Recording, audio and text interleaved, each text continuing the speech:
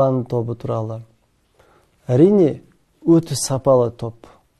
Мен оны енді өзімнің ағамның құрған тобы деп мақтамаймын. Негізі мақтауға тұратын топ.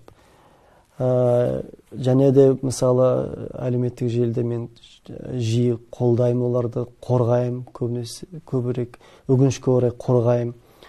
Және олар туралы жақсы сөздер айтып жүремін. Оның бәрінің мән мағынасы, ол балалар өте лайықты сол жақсы сөздерге, мақтан сөздерге. Бұлай